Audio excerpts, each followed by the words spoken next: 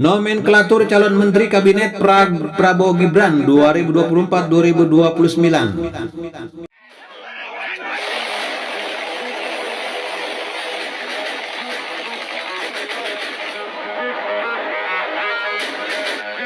Ini bocoran nomenklatur Kementerian Kabinet Prabowo Gibran dan 35 calon menteri yang sudah dipanggil.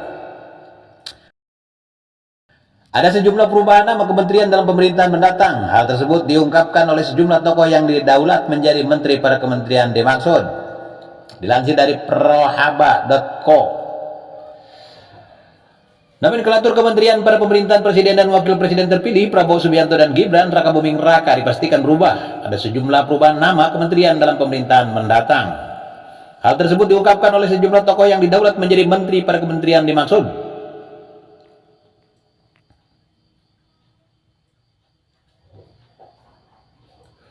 Advokat Yusril Iza Mahendra mendatangi kediaman presiden terpilih periode 2024-2029 Prabowo Subianto di Jakarta, Kertanegara, Jakarta Selatan pada Senin 14 Oktober 2024. Usai pertemuan, Yusril mengatakan ia bertemu dengan Prabowo tidak sampai 3 menit. Yusril menduga hal itu karena keduanya sudah mengenal sejak lama.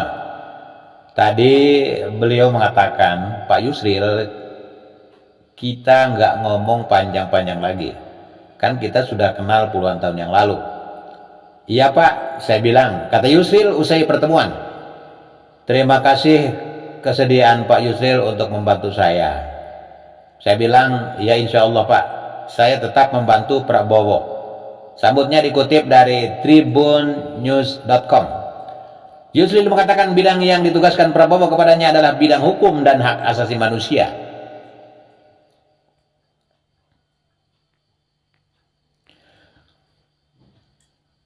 Dalam pemerintahan Prabowo Gibran ke depan, Yamsam Yusril, Kemenko Polhukam akan dipecah menjadi dua, yaitu Kemenko Politik dan Keamanan serta Kemenko Hukum dan HAM. Kemenko Hukum dan HAM sebut dia diantaranya akan mengkoordinir Kemenkumham. Jadi sekarang ini ditarik ke atas jadi ada Menko yang menangani masalah hukum dan HAM itu yang tugas-tugasnya nanti akan mencakup juga selain Kementerian Hukum dan HAM, tapi juga ada kementerian-kementerian lain, lembaga-lembaga lain yang internal pemerintah, ungkap Yusril. Imigrasi yang juga akan keluar dan Kementerian Hukum dan HAM, dan kemudian lembaga pemasyarakatan juga akan keluar di bawah koordinasi Kemenko Hukum dan HAM, sambung dia. Ia mengungkapkan kementerian dan lembaga terkait penegakan hukum akan dikoordinasikan bersama-sama. Sepanjang itu merupakan satu lembaga yang berada di bawah pemerintah. Yusril mencontohkan kejaksaan dan kepolisian, dan KPK itu tidak, karena KPK adalah lembaga yang independen berada di luar pemerintah.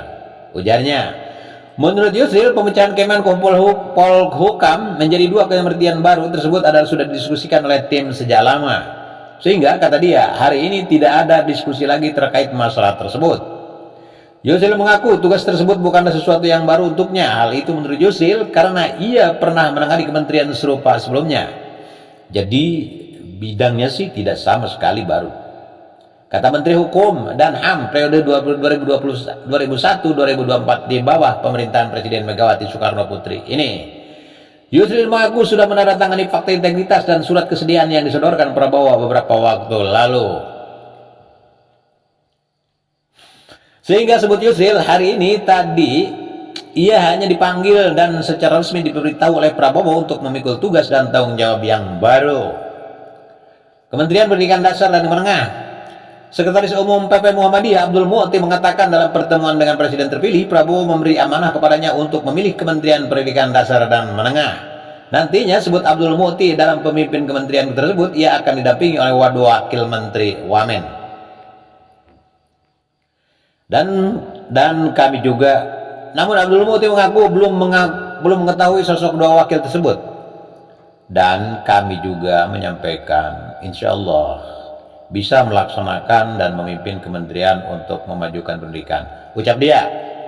Beliau juga menyampaikan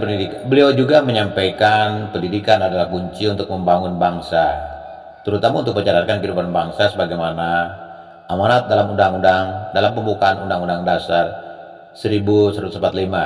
Sambung Abdul Mukti dikutip dari tribunnews.com.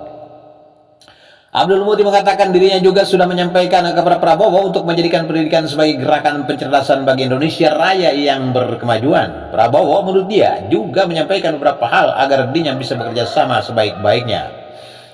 Dan saya bercanda tadi, tidak perlu pantun ya Pak Prabowo kali ini. Pantunnya sudah saya sampaikan waktu Bapak menyampaikan visi dan misi di Muhammadiyah Surabaya. Ungkap Abdul Mukti. Ia mengaku tidak tahu mengapa kementerian yang akan dipimpinnya dipisahkan dari Kementerian Pendidikan, Kebudayaan, Riset, dan Pendidikan Tinggi yang ada saat ini. Abdul Mukti mengaku hanya diberi keamanan oleh Prabowo untuk memimpin Kementerian Pendidikan Dasar dan Menengah. Kalau pendidikan dasar menengah berarti tidak mencakup perguruan tinggi.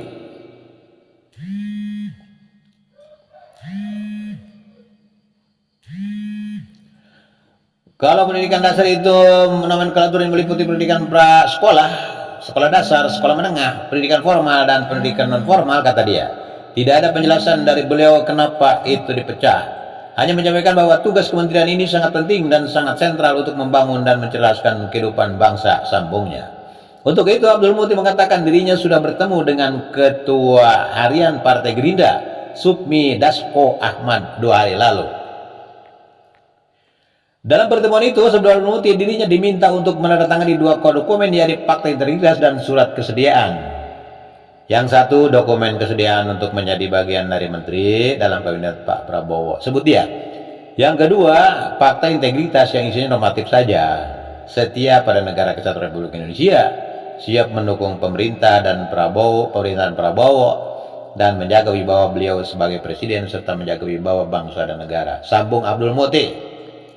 Sejauh ini sudah ada 35 calon menteri yang sudah hadir menemui Prabowo. Ketua Harian Partai Gerindra, Sukmi Dasko Ahmad, mengatakan nama yang akan dipanggil akan terus bertambah. Dasko juga menjawab alasan belum ada menteri dari PDIP. Dia pun meminta masyarakat untuk bisa menyaksikan sendiri pemanggilan pada hari ini. Nanti lihat aja nanti kader PDIP. Hari ini pemanggilan menteri sampai selesai. Kita mau tuntaskan hari ini. Jelasnya, sejauh ini Dasko menyebutkan bahwa Prabowo akan memanggil 46 calon menteri. Namun semua nama yang dipanggil belum pasti masuk menjadi menteri kabinet Prabowo. Ya, ada yang pasti, ada yang masih dipertimbangkan. Kalau yang keluar mukanya cerah itu sudah pasti. Ungkap Pungkas Dasko dikutip dari tribunnews.com. Sejauh ini sudah ada sejumlah kandidat menteri yang dipanggil oleh Prabowo. Rencananya ada 46 kandidat menteri yang dipanggil Prabowo. Adapun nama-nama calon menteri kabinet Prabowo Gibran seperti dikutip dari tribunnews.com adalah sebagai berikut.